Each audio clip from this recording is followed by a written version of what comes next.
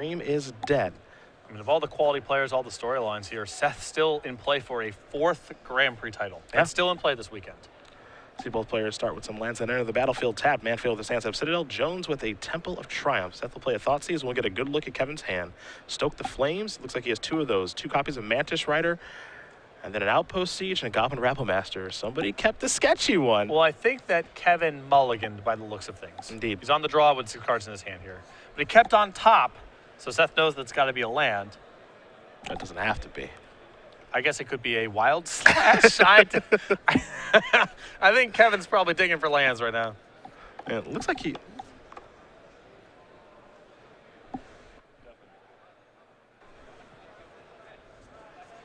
Seth's got a real decision to make here. I mean, Kevin's hand is pretty strong if he's able to run off back-to-back lands. The other thing is there's no real hole to pick in this hand. The only, non-redundant piece here is the Outpost Siege, and I don't think Seth wants to take that with the opponent on a 1-land hand. So. I don't think so either. But it is a difficult decision to make here for Manfield, and that's why he's going to take a moment, consult his hand, and then make a decision. It's one of those games where Thoughtseize almost feels like the mulligan. It's like, in a way. Okay, none of this really matters all that much. I would have preferred this to be anything else. He would like to maybe have a Cabal Therapy instead of Thoughtseize, but... Therapy were really good. Here's a Temple of Triumph. Top card going to stay on top here for Seth. Kevin with Flooded Strand, unsurprisingly, plays a land off the top of his deck. Seth with the Plains here, and now there's, of course, your Krufix. So we'll see the top card of his deck is a Forest, and he'll pass the turn back over to Jones. Jones will draw. That's a timely one. Sure. See, it makes it look easy, keeping the 1-lander on the mulligan, and now he has a Mantis Rider on turn number 3. Technically, didn't even need the Scry land. They're just already ready to go. Yeah. So timely draws here for Kevin Jones. Would have been better served with Mystic Monastery, so you could actually argue he got unlucky. Yeah, that's it. That's what I'll be arguing. We'll go back Manfield's way. Manfield will draw a Forest. Top card of the deck is a Windswept Teeth. Courser, get into work here. Windswept Teeth looks like it's going to come in, and it will. That'll trigger for Seth. He's up to 16. Top card after that is an Elspeth Suns Champion. You can set a member of Team TCG player. That involves Ari Lax, Chris Fennell, Craig Wesco. Looks like Brad Nelson's on that team now as well. But the mastermind behind the Obs on decks for these gentlemen is Steve Rubin. As here's an attack for 2. Kevin going to take that damage. Not willing to risk an Obs-on Charm there. Bioblight as well. Well, Bioblight... I guess that just kills it outright. Yeah, never mind. That was my initial instinct, too. Yeah. It's like playing around Bioblight, but that can't be it. Obs-on Charm is the one card here that makes sense.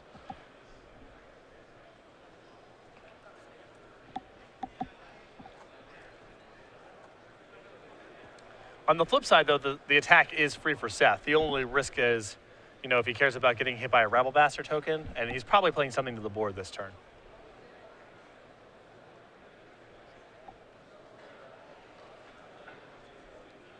We'll see the top card of Seth's deck here in just a moment as he deploys the Siege Rhino.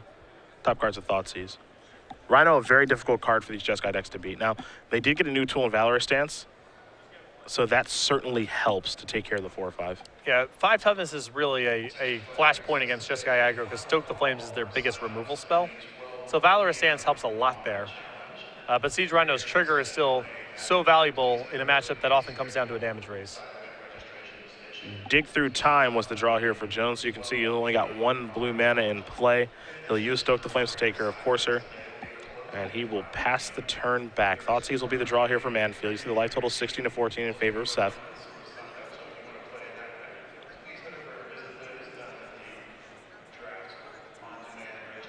Rhino's going to come across 16 to 10 now.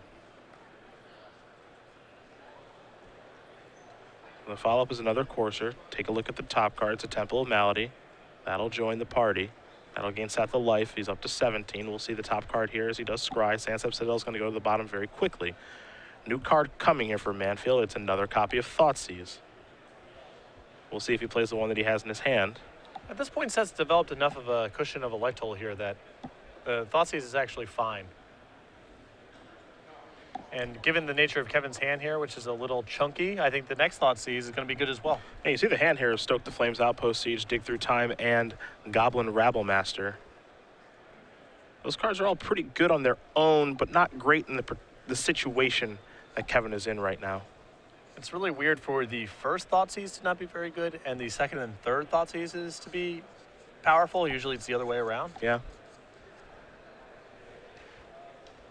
But they're good enough. Yep.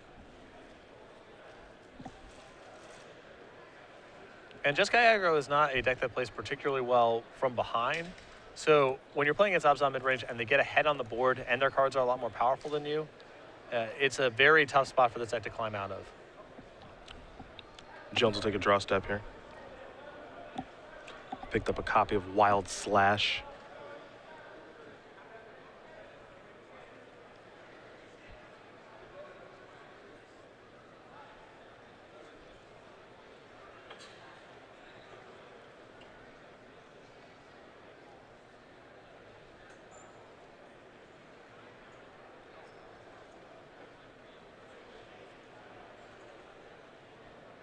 He'll play a Rabble Master now.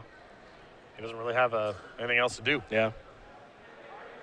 Can't dig through time, can't cast Outpost Siege, and not a lot to be gained by casting Wild Slash.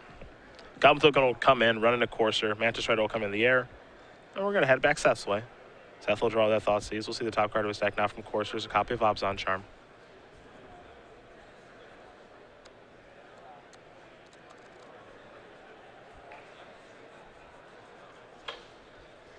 Perhaps a Hero's Downfall here. We'll see. He's going to go with Read the Bones. So we'll get to see the Abzan Charm. Won't get to see this one, though. Of course, the interactions with Scrying and Courser of Crufix, a little bit unique. Right, the second card down is technically not revealed right now. Once it's being drawn, it is. So you see Seth have one up, one down, and then reveal both cards after the Read the Bones resolves. Bob Light's the top card of the deck now here for Seth. He'll play a land, which will allow him to gain a life thanks to the Courser.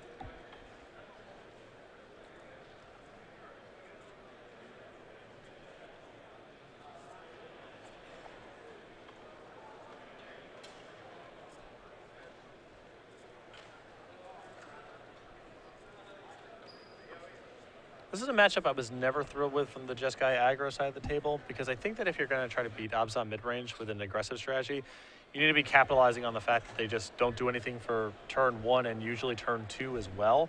Trying to beat them with an aggressive strategy where your curve more or less starts on turn 3, I think is a very difficult game plan, because at that point their Hero's Downfall start lining up the right way, and Siege Rhino is a card that's very challenging to race. And you're kind of seeing elements of all of this right now. That's the problem I have with the matchup is Siege Rhino is so hard for him to beat. Valor Stance certainly helps, but Siege Rhino is so very tough. And looks like Abzan Charm here from Seth is going to pump up Courser, pump up the Rhino as well. And now it's going to be very difficult for Kevin to win. Even though he did peel running lands to get into this game in the first place, another Rabble Master is certainly not going to help, and he's going to concede the game. Seth Manfield going to win game number 1 here over Kevin Jones. Abzan midrange very quickly up a game here over Jeskai Aggro as we turn our attention to the sideboards, and we will start with Kevin, which you have in front of you. 2 copies of Anger of the Gods, 2 copies of Burmaz, King of Oreskos, 2 copies of Negate, 2 Disdainful Strokes, a Dig Through Time, an Elspeth Sun's Champion, and End Hostilities, a Glare of Heresy, an Abzan Advantage, an Erase, and a Valor Stance. Typically, Jeskai Aggro converts into slightly higher end deck here. The counter spells are very good in that respect, the Negates and the Disdainful Strokes. And the additional copy of Dig Through Time, the Glare of Heresy, the Valor Stance, and the Elspeth Sun Champion are all pretty solid to bring in. 2 Erase, 3 Drown in Sorrow, 4 Fleecemane Lioness, Sorin Solemn Visitor, and Nissa Worldwaker, a Garruk Apex Predator, 2 Glare of Heresy, and End Hostilities. The 15 cards Seth has access to. Again, Fleecemane Lions or something in the sideboard the Team TCG player used to great effect at Grand Prix Memphis. They didn't win the tournament. Jack Fogle did that, but put a lot of players into the top 8 and top 16. Probably a matchup we'll see him bring him in here. I like the Lions here. I like the Glares, the End Hostilities, and I think the Sorin is also nice, because the game is often about damage raise. Even if Sorin doesn't stay around for very long, just one hit it can be enough for, if not for Seth to win the damage race, at least give him the time to get to things like Elspeth and his other late game cards. Jeskai Aggro deck that Kevin Jones is very familiar with. Todd Anderson is too. We sat down with him for a deck primer about the deck. Here he is to make you more familiar with this strategy.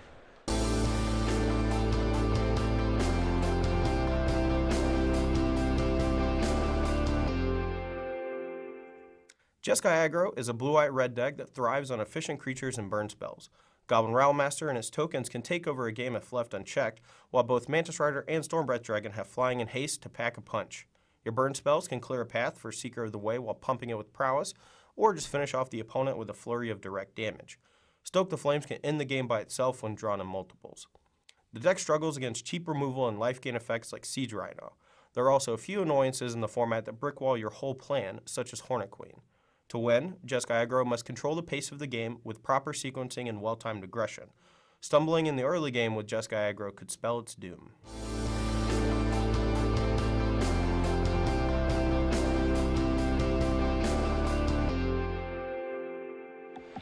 And Jeskai Aggro is an interesting deck because it's one that was very popular once Concentrate here did come out. And it was the deck to beat for a little while, and then it slowed down quite a bit. Mantis Rider kind of went away. Jeskai tokens came to play, and now it's making a bit of a resurgence. Well, the deck is typically really good against green decks. The more, Mantis Rider is kind of the tilt card for this deck. I think you're not necessarily good against Hero's Downfall strategies, and you're not necessarily good against Lightning Strike strategies, but you are very good against everything else. And these Green Devotion decks do not like playing against Jeskai Aggro. They're too fast out of the gates. They can break up mana creatures. They fly. The recipe is really tough for Green Devotion. You also get to sideboard into things like Disdainful Stroke that keep people off their big plays. So with a resurgence of Green Devotion, we see a lot of green-white this weekend. Some people I know were on mono-green. Green-red is always floating around the fringes. Jeskai Aggro is a pretty solid choice for this weekend. Well, Seth Manfield will be on the draw this game. Kevin Jones on the play. We'll see if Jones can tie things up here, or Seth will walk away and move on to 10-2. Again, Manfield, three-time Grand Prix champion at only 24 years of age, and now he has a Pro Tour top 8 on his resume as well. Pro Tour Fate Reforged, playing Burn, which I'm sure is something you probably like. You approve of that deck choice? I don't dislike it. I had a feeling. Kevin Jones, though, last year was a good year for Kevin. A lot of success in the Open Series circuit, played in the Players' Championship, Legacy World Champion on the Eternal weekend. Pretty skilled, starting to make a name for himself, playing some more Magic now. First to market with Jeskai Aggro in a sense, too. I mean, the first big finish, week one is kind of cheating, but the first big finish, and a lot of the philosophy of his deck did carry over to, future builds. Yeah. His build carried over a lot to how people built their deck for Pro Tour Construct here. Sean McLaren, for example. Mm-hmm. It's rare that you see someone really get it close to perfect week one. There were some minor changes, but for the most part, he nailed it. Yeah. Especially in this standard format where so many of the cards you're playing are predicated on what your opponent's playing. It's not so much an issue of raw power as it is about metagaming. Week one, there's going to be some degree of uncertainty. Even the Pro Tour list you go back and look at, there's some pretty obvious ways to improve them now with hindsight, but at the time, you're working with just the best information you have. And because the standard format's not really that much about linear strategies, white, blue, heroic sort of qualifies, some of the monocolored beatdown decks kind of qualify. A lot of your card choices are contextual. And so you can look back at these deck lists that don't look good, but, it's just where people thought they were at a certain place in time.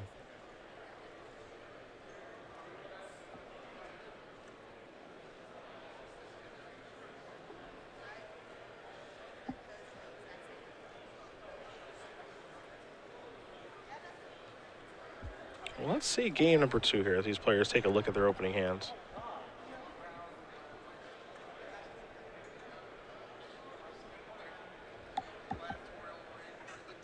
Jones going to take a mulligan here. We'll see if Seth wants to keep his opening 7.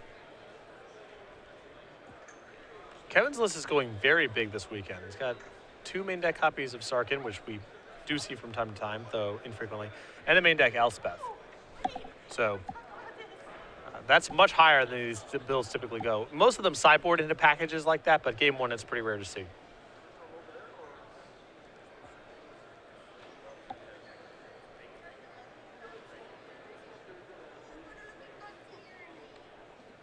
See if Jones can find a better 6.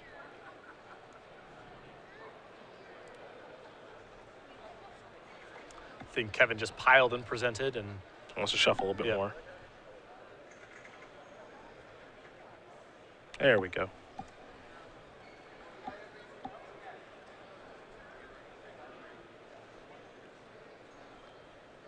It's near the top of the list of suspicious play is the pile and present. It's not one I would recommend. Right. Let me say that. It's not one I would recommend.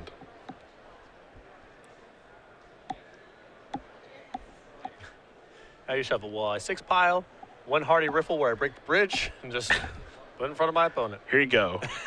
Temple of Triumph will start things off for Kevin. Temple of Silence here for Seth. Top card to the bottom. We're going to head back Jones's way now. He'll take a draw step. It's a Temple of Epiphany. Top card stays on top for Jones. Back Manfield's way.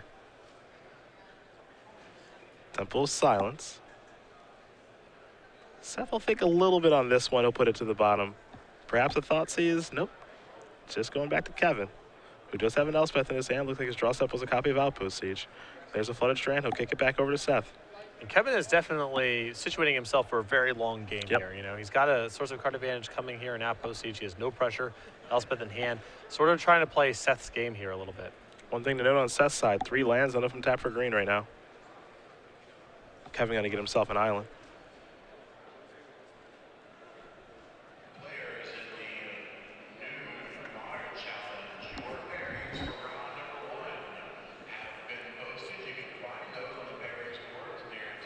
Draw step time. Flooded Strand here for Jones. He'll sacrifice Flooded Strand yet again. Down to 18. Plains or island coming.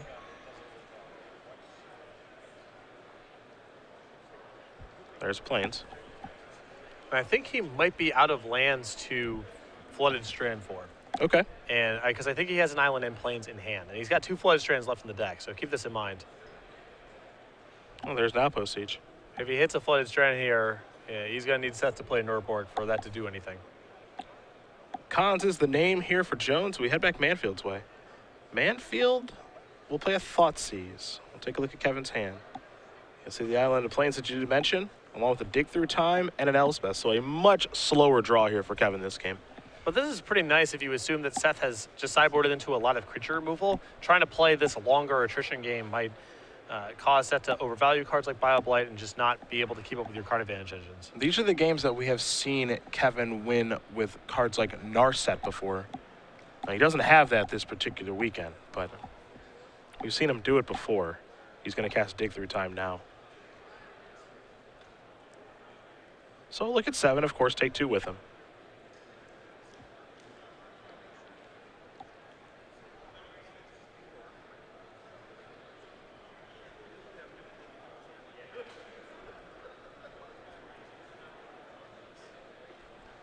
Now we head back Seth's way. Outer End will take care of the Outpost Siege. Good draw, actually. That's a big draw. Actually, probably better than drawing a green source of mana at this point. 6 mana. Elspeth. 3 soldiers coming.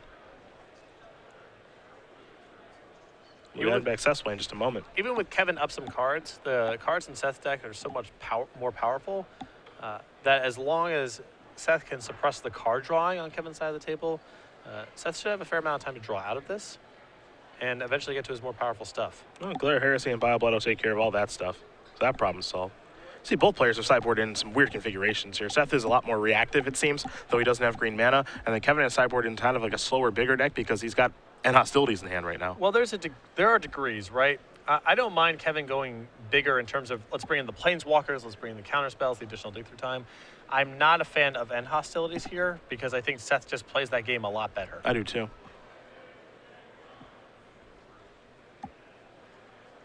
Now, with that said, Kevin's got some bad cards in his deck to take out. He's got 4 copies of Lightning Strike and 3 copies of Wild Slash that don't kill anything. So he's got a lot of sideboarding to do anyway, but I think it's a stretch to bring in End Hostilities here. There is only 1 copy. It's not a bad safety valve to have, but I think that's Seth's game plan here, not so much Kevin's. Glare Heresy will take care of Brimess. And we're going to head back Jones's way. Looks like Negate was the draw here for Kevin. Here's an attack with Seeker. And now another Seeker. And for all the early advantage that Kevin's generated and he's, resolved Dig Through Time and so forth, if Seth just has Siege Rhino, yep, we're at a dead end. We're at an impasse. Well, Llanowar Waste was the draw. So green mana is finally found. And you mentioned it, if a siege round just comes down, the brakes are put on. We'll see what this is. It's Fleece Main Line. That's not bad either. This is the same as Siege Rhino. Yeah. At this point, it kind of is. Yeah, Kevin can't get through this.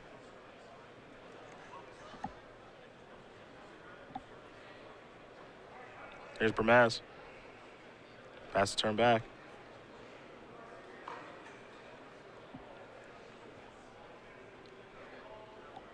Kevin relying heavily on this negate. And you see he was thinking about casting it out of Savers Bermaz, so it looks like he's going to let it go. And now what happens if Seth goes monsters with the Fleece Main Lion? Now when hostilities is off the table, no more attacking on the ground. And, oh, by the way, Seth has 4 spells in his hand. Another Fleece Main Line. This is a card that was used to great effect for Team TCG player Grand Prix Memphis. And it's certainly playing a role here in this game. Dig through time to draw, big one. Honestly, Kevin probably has to end hostilities away this board. And if he's making an attack here, that's his plan. Yeah. He's probably hoping that Seth will do some blocking.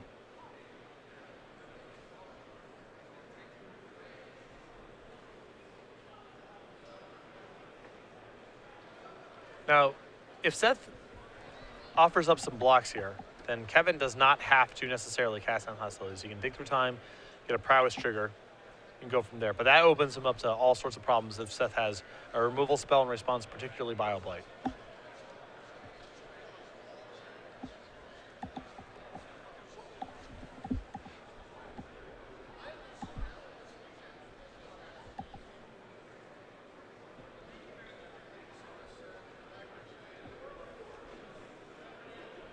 Even a hero's downfall. If Seth gets to his turn and is able to monsters the Fleece Main Lion, last turn didn't want to do it because there's some risk of there being a removal spell in response and falling behind in tempo. But if the board looks relatively clear and Seth goes for it, at that point Kevin does not have a lot of productive cards in his deck. We're looking at, Sarkhan's pretty good, as is Mantis Rider. There's some stuff, but You got to go to the skies. gotta go to the skies, and Seth still has a handful of cards. Well, here's dig through time for Kevin. Trigger prowess twice. I think this is actually a pretty safe line here from Kevin because at this point, if I'm Kevin in this situation, I'm thinking, okay, well, Seth has probably cast most of his spells here that he could actually play. And so my assumption is, okay, well, you're stuck with green spells in your hand that you really can't cast effectively. You can only really play 1 per turn, and that would be my assumption. I'm not saying I'm 100% correct, but that would be what I assume here if I'm Kevin. I think there's a reasonable chance that there's downfall in Seth's hand and he just hasn't had a good opportunity or much of a reason to cast it yet. Okay. I think what you're saying also could be the case, but if Seth casts a downfall here, I wouldn't be stunned. Well, he's reaching for mana. So prepare not to be stunned. There's a downfall to take care of 1 Seeker. Seeker will trade with the Fleece Main Lion. Seth's left with a creature on the table. Kevin will gain a little bit of life in the exchange thanks to the prowess trigger.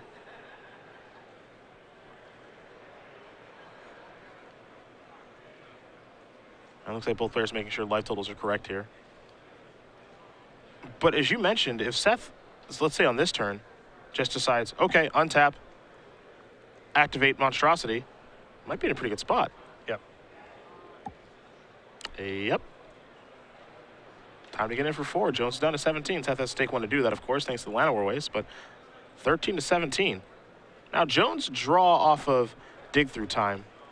He found some cards that he likes, and Sarkhan's an interesting draw step. Elspeth was another one. So he's got some Planeswalkers here, and we'll see how he wants to use them. I mean, casting Sarkhan holding up Negate is not a shabby turn here.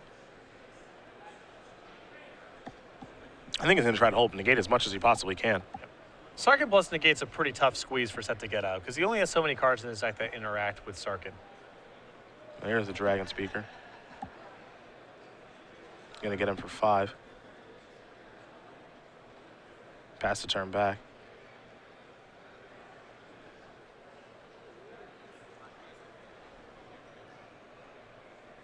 So we've got Seth at 9, Jones at 17.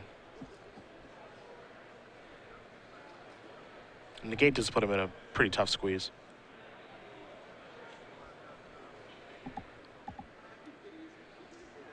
So Manfield's going to have to go towards Sarkin here with Fleet's main line. No surprise there, really. Down to 1. But if Kevin's able to get 8 damage out of Sarkin and force Fleet's main line to go that direction, it's done a really nice job. Done some real work, yeah. Part of the problem now in Seth's position is, you know, he has to try to play around negate and disdainful stroke, and some cards play around A but not B, which makes it pretty tricky. Well, Siege Rhino is going to be cast, and it's going to resolve. Seth has to take 1 to cast it. Again, thanks to Lionel Waste being the only way he has green mana.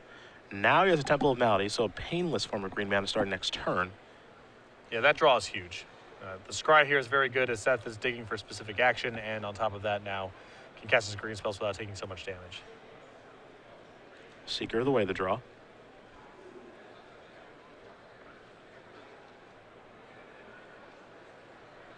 In comes Sarkin.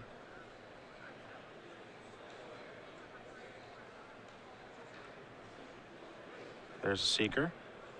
Here's a Glare. And Jones still with negate at the ready. Seth will draw. It wouldn't surprise me if Kevin's intent here was to chump block and just hope that he can get 1, ideally 2 more activations out of Sarkin. Mm-hmm.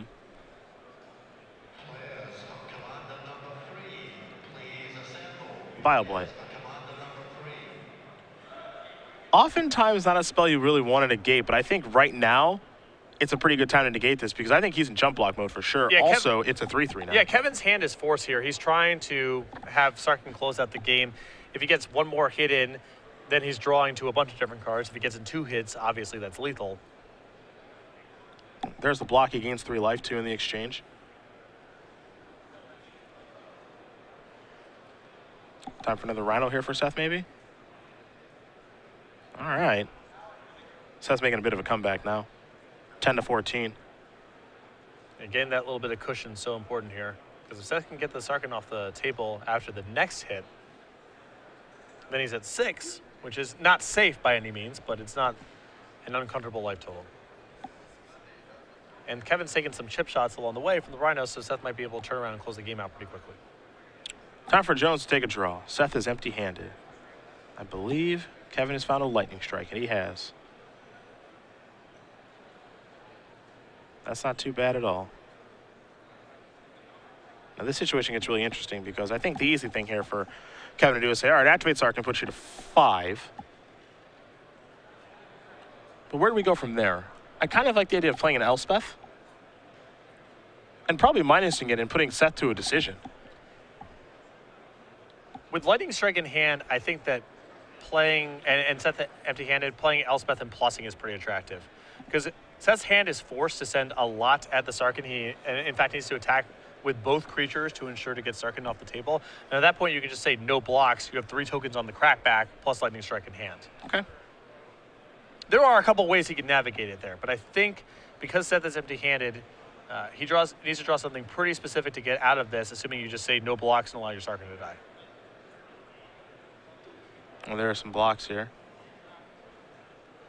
Sarkin's going to go down to 1.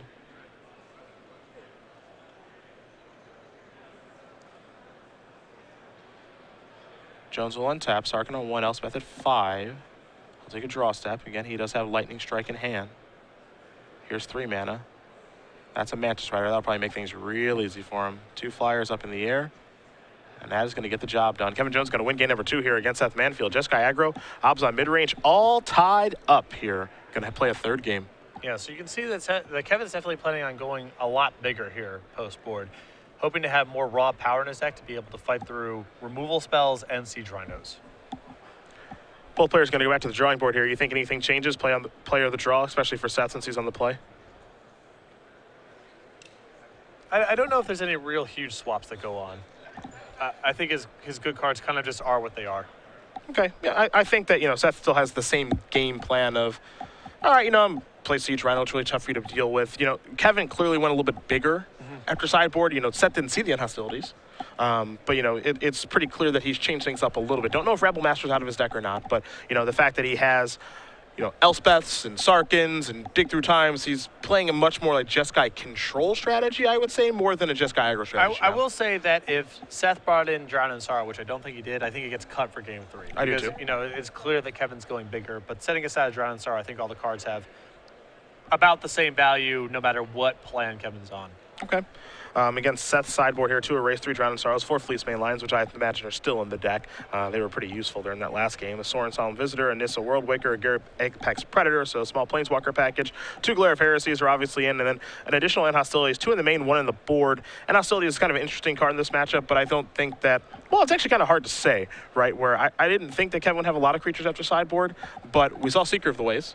We didn't see Rabble Master, and then we saw Mantis Rider at the very end of that game, so maybe End Hostilities is still okay. I'm curious. I'm honestly really curious how Kevin sideboarded, because we saw Lightning Strike in his deck still, which is, you know, maybe he knows about Fleece Main Lion, maybe he's anticipating it, but that seems to me, after Wild Slash, to be one of the first cards that would get cut, because the Obs on mid-range deck doesn't really produce any targets. It's Courser Crewfix and Siege Rhino, Planeswalkers, and Tassiger, and so on. So I'm really interested to see exactly what Kevin's configuration is like, because there's a couple cards there I did not anticipate that we would see that showed up there. Most notably the End Hostilities and Lightning Strike. Yeah, I mean, you mentioned it. Really, the targets, they don't exist outside of Fleece Main Lion. But if you followed Grand Prix Memphis, you know the Team TCG player, we're basically boarding in Fleece Main Lion against everything, which is going to inform the way that Kevin is going to play his games and how he wants to sideboard, because I agree with you. I think the Lightning Strike is overall pretty poor in the matchup. You're not really going to kill anything, and dealing 2 damage to deal 3 to someone, well, that's an ideal use of a slot in a deck. You certainly don't want to use 2 cards to kill a Siege Rhino. It's going to have moments of being drawn and being good because someone's low on life, or you can pair it with some other removal spell to get a problematic card off the table, but Lightning Strikes in your opening hand are not the kind of cards you want to be drawing here. So I don't know if Kevin has some sort of burnout plan, or if he just is anticipating Fleece Main Lion, but there were some surprising cards there that I saw from Kevin in game 2. Keep in mind that the Lightning Strike was never revealed at the end of the game there. Kevin did play with Mantis Rider. If Seth saw Lightning Strike that game, it's possible he pulls the Fleece Main Lions out. True. Because that's not a one-for-one trade you're really looking to make. But since that's still concealed, I don't think Seth's going to make any big alterations to his deck unless he brought in Drowned Sorrow, which I doubt in the first place. And on Kevin's side, I also think the sideboard is pretty light. The only play-draw bias card that I feel like is in Kevin's list for this matchup potentially is the End Hostilities, and he had that for game 2 while he was on the play. Yeah, and I think that, you know, your assessment of Wild Slash is so bad, Lightning Strike is pretty mediocre to bad. We'll see, you know, how much players want to change here as they do get ready for game number 3, as Kevin is back and ready to go. Players going to shuffle up. Our time is correct here. We got 21 minutes to play here for game number 3, so we'll see who's going to win it between Seth Manfield and Kevin Jones. Been fun to watch so far. Will continue to be. You see behind Kevin, Royce Walter. He's our undefeated player, and we've got Andrew Boswell playing against Jarvis Yu. So some players making some deep runs here. Jarvis, a associate of ours, Maryland area player. Big Jarvis fan. Everyone's a big Jarvis fan.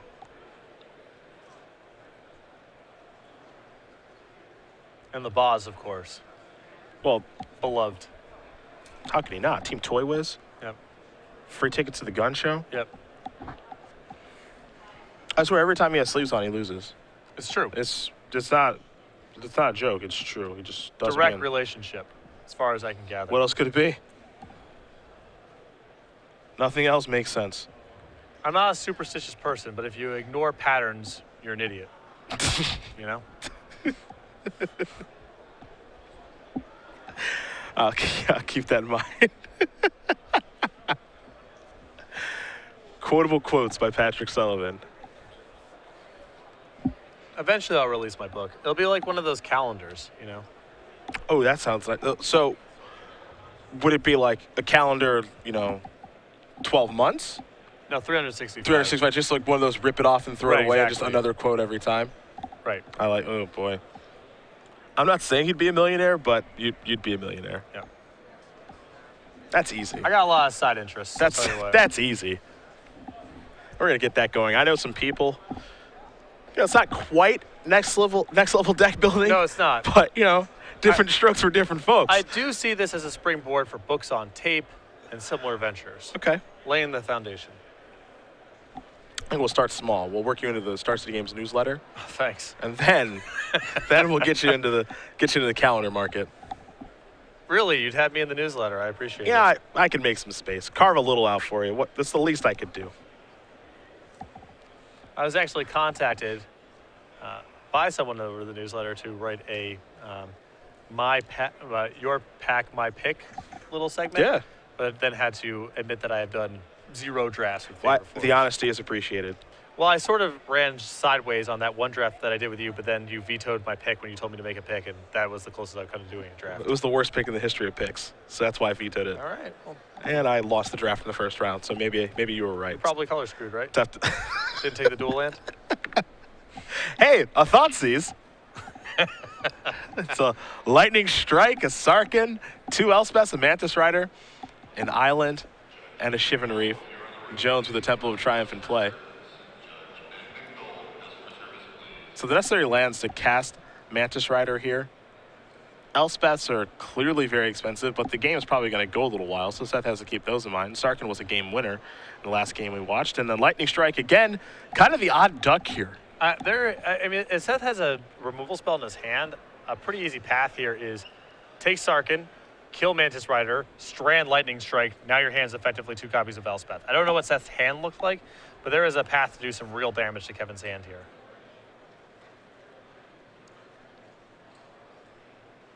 Well, Seth certainly has a difficult decision to make because he's taking a while here with this one. He made the face of, I kind of don't want to take anything. Yeah.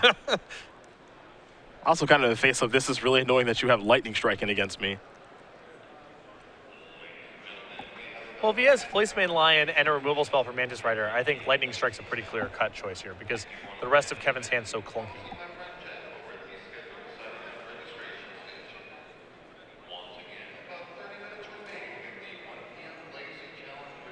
Decisions here for Manfield.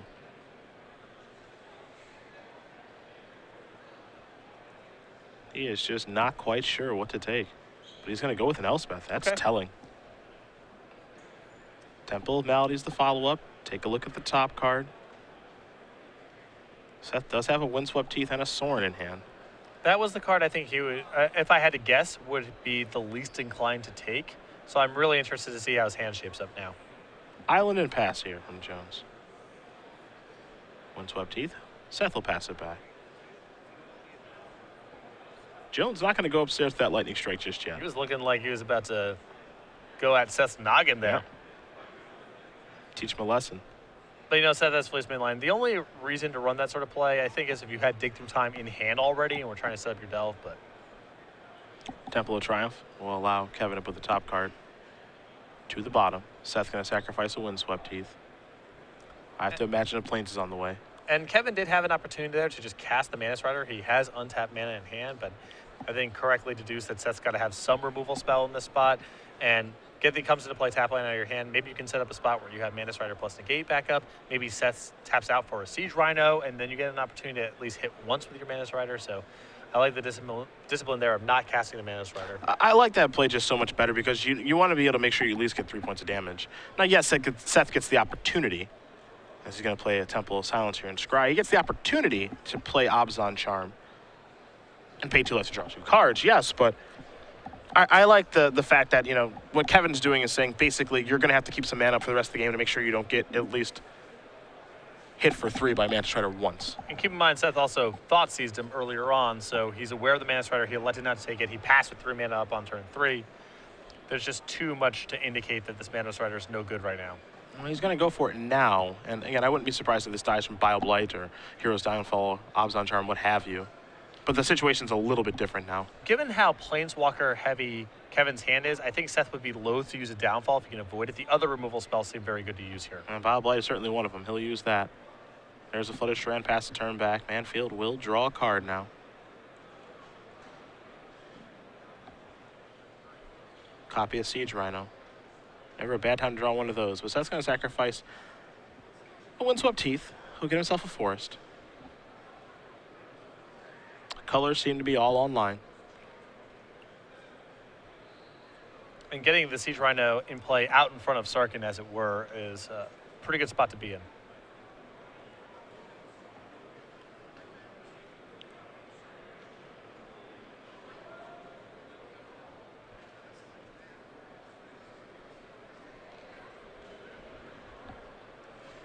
And there's Siege Rhino. Jones down to 17, Seth up to 17. Tie game, even though it might not feel that way.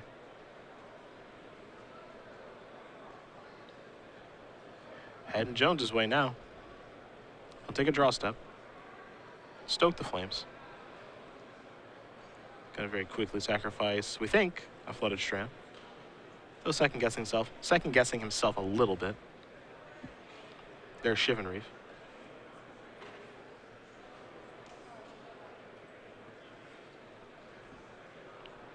I mean, on the surface, the coast is clear for Sarkin. But you got to feel like, you know, this is probably going to get tagged by a downfall, or there's going to be an knobs unturn on the Siege Rhino. I just don't know if Kevin's hand really lets him do anything else. He can't stoke and lightning strike the Rhino. He can't cast the, I guess he can pass and cast the dig. Which is a fine turn. I like Sarkin maybe being able to get 8 points of damage here. You know, you get in for 4 here, Siege Rhino attacks it down to 1, you get 4 more points, Siege Rhino finishes it off. This will at least change the way that Seth has to play the game, presumably. Yeah, and I don't think dig through time is an acceptable play here. I don't think so. Taking 4 and let Seth continue to develop his board. That makes things a little difficult. That's what we call the worst case scenario if you are Kevin. Soren's here. Siege Rhino has lifelink. Seth is going to gain 5 life. He's also going to take care of Sarkin.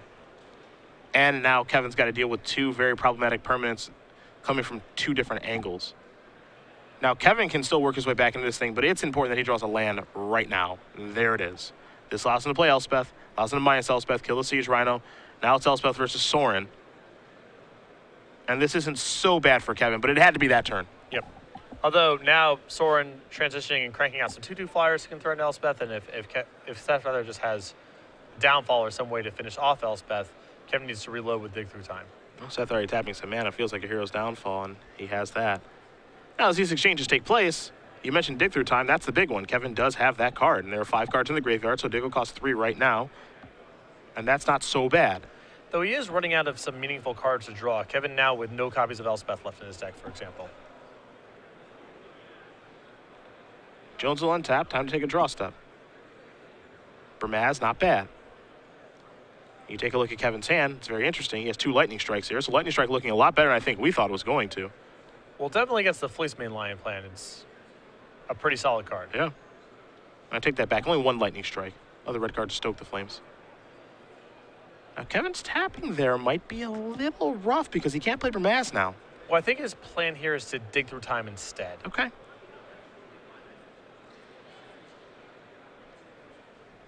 I mean, you're right. The tapping of his mana takes that off the table. But he does have a different line of play he can take here and just cast the dig through time.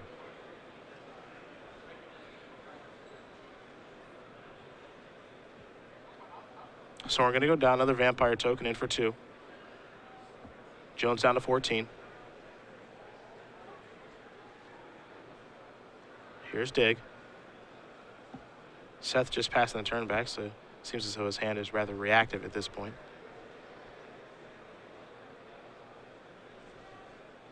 Jones going to take a look at 7 cards here with dig through time. He'll take 2 with him. Life totals here, 18 for Manfield, 14 for Jones.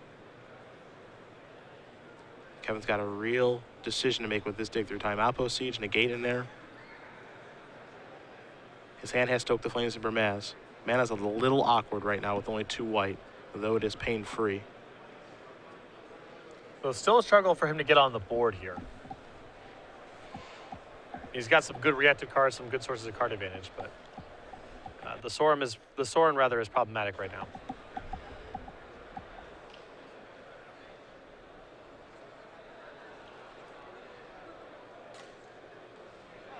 And Jones will draw, Seeker of the Way. It feels like Kevin's post-board configuration has a lot of disparate plans going on. There's a mixture of some kind of low-impact aggressive cards like Seeker of the Way with a lot of Planeswalkers and an End Hostility, a bunch of counterspell. It's kind of mixing and matching as he goes. There's Bermaz.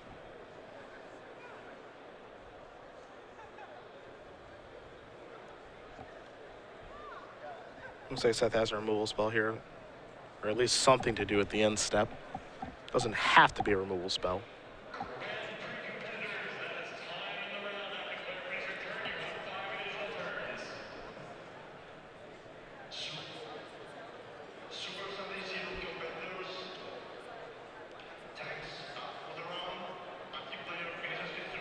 Seth even a little unsure of himself right now, so he'll take a draw step. Soren gonna go up. because, well, it can't go down. Also going up here is pretty sweet. Yep. Glare of Heresy, perhaps. Yep. This might get a reaction from Kevin because he does have Stoke the Flames in hand, but he also has Negate to protect, so he will negate the Glare of Heresy. You mentioned that going up here is pretty sweet, hard to argue. That's a murderous cut. That's pretty good. And not a good sign here for Kevin that Seth is electing to delve here, leaving himself with 3 mana up. Gotta get that Sorin off the table on these vampires. Sorin is really starting to run away with this thing. That's been the whole game. It allowed Seth to, at no cost, trade up and get Sarkhan off the table. Now it's generated 2 vampires. Now it's gained, dealt +2 plus gain 6. Shivan Reef the draw.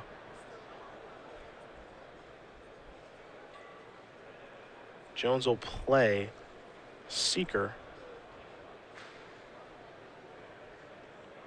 Deploy the Reef. See if he wants to play Outpost Siege or not this turn. Looks like he's just going to go with Stoke the Flames. Now, the question he has to ask himself is, do I want to take care of a token or do I want to take care of Sorin? I think he should probably get the Sorin off the table, since next turn he can cast Outpost Siege, get a Prowess trigger, and start getting some life back. So the 2/2 flyers don't matter that much, but the Sorin is a much bigger long-term concern. He's going to go after a token, however. You'll have to take 1 to cast that, as it only has 1 red mana that's pain-free. Seth with a Bile Blight's going to take care of the Seeker of the Way, so that's not something that Kevin can rely on, and Sorin continues to run away with this thing.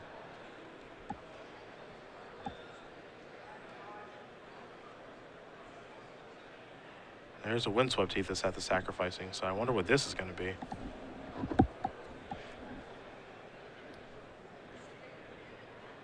Oh. Sure. Okay. Okay. It's an Apex Predator. Not a bad way to top off the curve. And, this is really what you mentioned, right? Where it seemed like Kevin was trying to go toe-to-toe and play a longer game, and Seth is just better equipped to do that. It's telling to me that the game that Kevin won was the one where he was able to get Sarkhan online and just chump block and hold off for long enough.